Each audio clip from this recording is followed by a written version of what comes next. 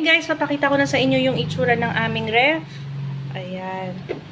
So, ito yung kanyang itsura ngayon. Ayan, kung makikita nyo, ang gulo-gulo, tapos ang kapal na ng yelo. Kaya kailangan na natin siyang i-defrost and linisin. And i-reorganize ko ulit itong ref namin. Kasi ang gulo, makita nyo, sobrang gulo at madumi na siya. So, papalitan na natin itong mga organizers na to. Yung nabili ko sa Mr. DIY. And ito kasi gagamitin ko na to sa ibang place dito sa bahay, kaya naisipan ko na humanap ng organizer na mas marami akong mailalagay. So, ayan, yung itsura niya. Ito yung before. Ayan. And dito sa taas, makapal na rin yung yellow. And yan, wala siyang kalaman-laman. So, ayan yung itsura ng aming ref ngayon. Hindi ko na guys ipapakita sa inyo kung paano ko i-deep clean to kasi meron akong video. Ilalagay ko na lang sa description box below. So, ang i-share ko na lang sa inyo is kung paano ko i-reorganize ulit itong aming refrigerator. So, let's go guys! Mag-start na tayo.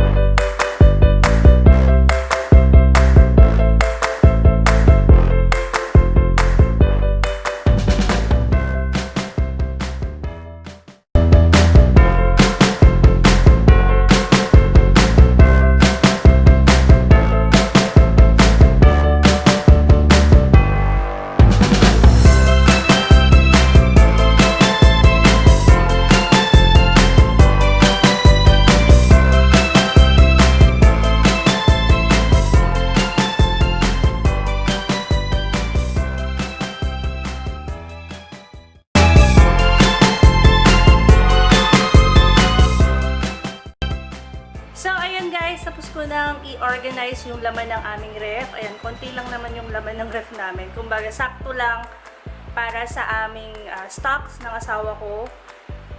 Sobrang bihira lang din naman talaga kami kumain. So, ito yung the usual na talagang kinakain namin or pag gusto lang namin ng snacks, ganyan. So, ito talaga yun, guys. So, dito, ayan, gumamit na ako nito kasi marami akong ganitong organizer. So, mas, convenient para sa akin to.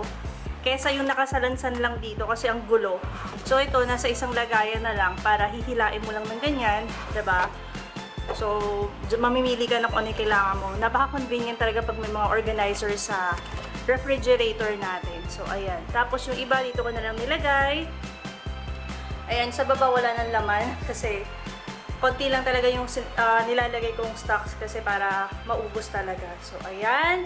Tapos, dito naman sa pinaka-loob nitong ref, ayan, naglagay ako ng mga tubig dyan. Importante kasi sa amin yan. Tapos, tingnan nyo kung ano yung nagagawa ng organizer. Ang ganda kasi nung clear or yung acrylic kasi hindi siya halata. Akala mo naka-organize siya as is na parang walang organizer, diba? Kasi transparent nga or clear. Kaya maganda siyang tignan. So, tingnan nyo.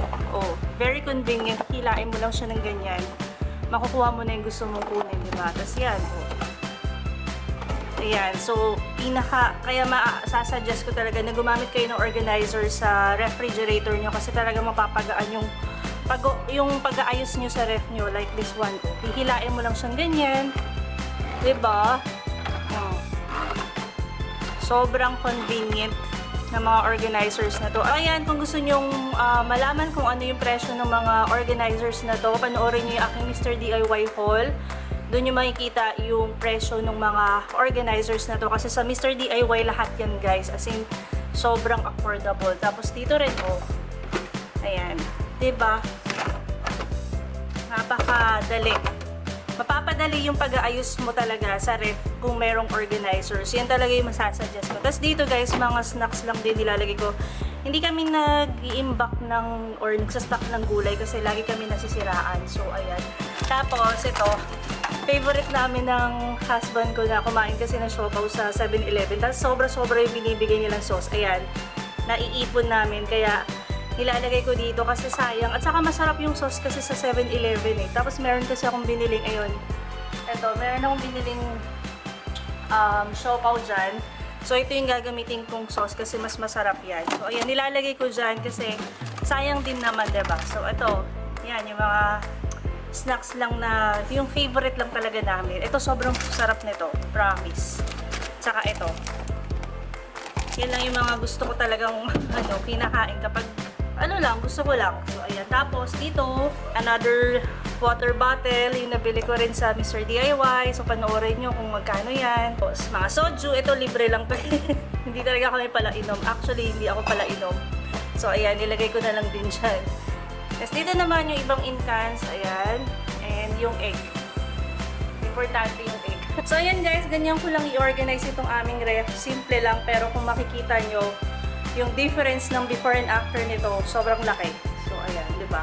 Lang guys, don't forget to subscribe, like, and share this video, and comment down below for video suggestions, and please click the bell button para updated kayo sa lahat ng gagawin kong videos. So, stay tuned sa mga gagawin ko pang makeover dito sa bahay. Marami-rami pa guys. So, ayan, stay at home, pray hard, and don't ever forget that God is so good all the time. See ya!